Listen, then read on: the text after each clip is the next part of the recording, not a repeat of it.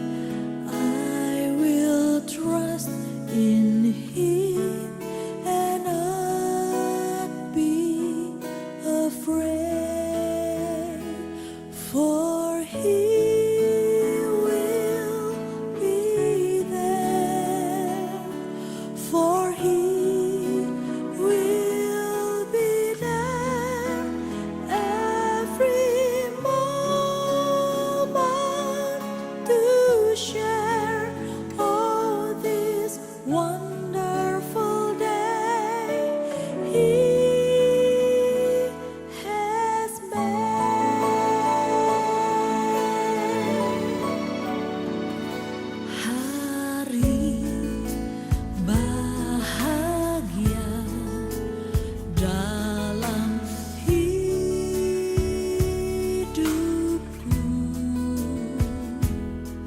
berjalan bersamamu, Yesus Tuhanku, sebab Kau sertaku, selalu sertaku sepanjang hidupku, bahagia selalu sertaku.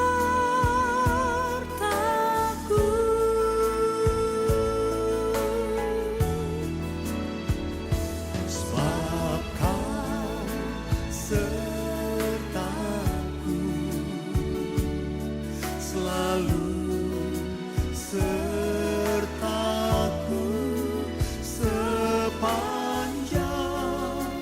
hidupku, bahagia selalu.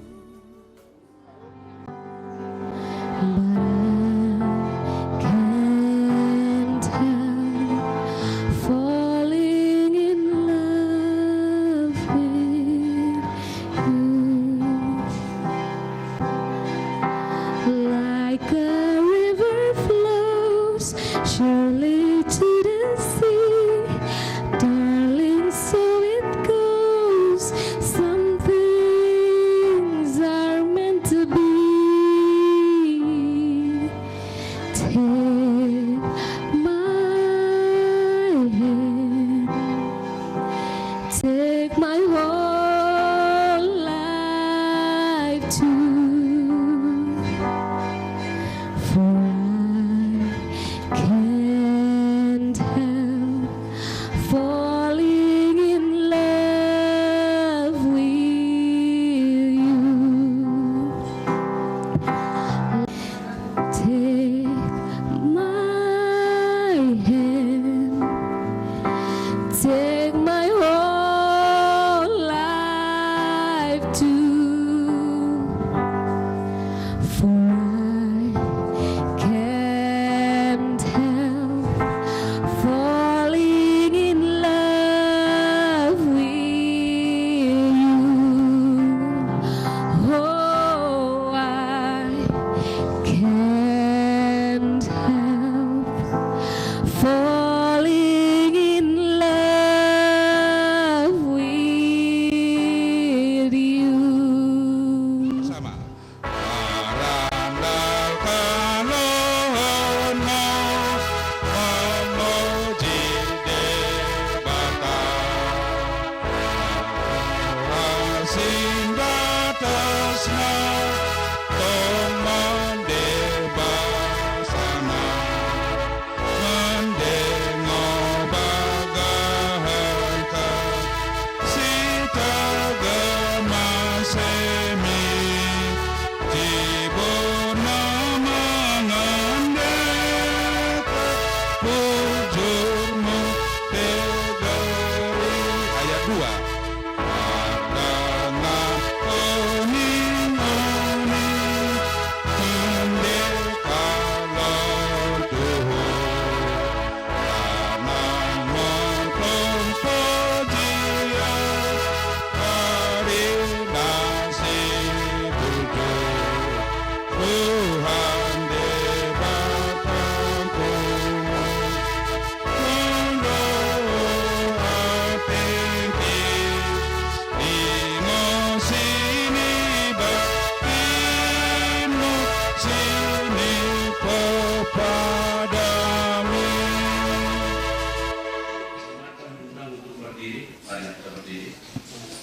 Kita berdiri semua.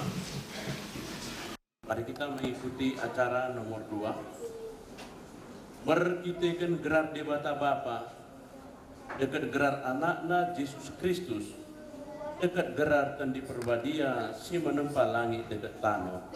Amin.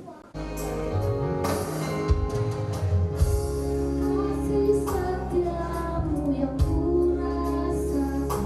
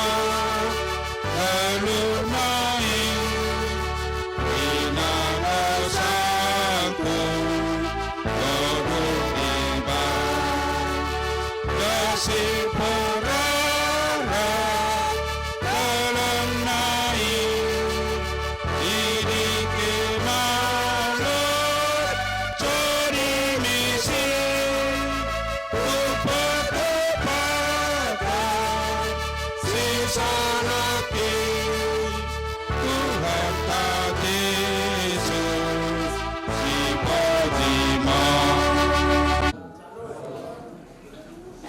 Shalom. Ya. Kami mengucapkan terima kasih kepada kita semua karena dengan adanya pertemuan ini maka kita pada hari ini telah memulai tali silaturahmi keluarga yang baru. Tetapi Ibu Yesus berkata kepada pelayan-pelayan, apa yang dikatakan kepadamu, buatlah itu. Apa yang dikatakan kepadamu, buatlah itu. Artinya di sini adalah satu perintah yang diberikan oleh Ibunda Yesus sendiri bernama Maria terhadap semua orang-orang yang ada di dalam satu pesta. Kenapa harus ada perintah seperti itu? Nah, memang mereka mengundang banyak orang ke dalam pesta pernikahan di kota Kana dan pada akhirnya persiapan mereka terhadap anggur benar-benar berkurang. Anggur adalah satu bentuk sajian yang tidak boleh tidak kalau terjadi acara adat istiadat di kalangan orang Yahudi. Jadi kalau kita berangkat nanti ke Israel, kita lihat begitu banyak anggur yang dijual di mana-mana. Tapi kalau anggur yang dipersiapkan di pesta itu adalah anggur murni. Anggur murni itu mahal, berapa harganya. Bahkan kalau dalam peradatan seperti pernikahan di kota Kana ini, kita tidak tahu berapa banyak kian yang dipersiapkan oleh orang tua kesukutan itu. Tapi ternyata kurang. Oleh karena itu kegelisahan dari tuan rumah terjawab.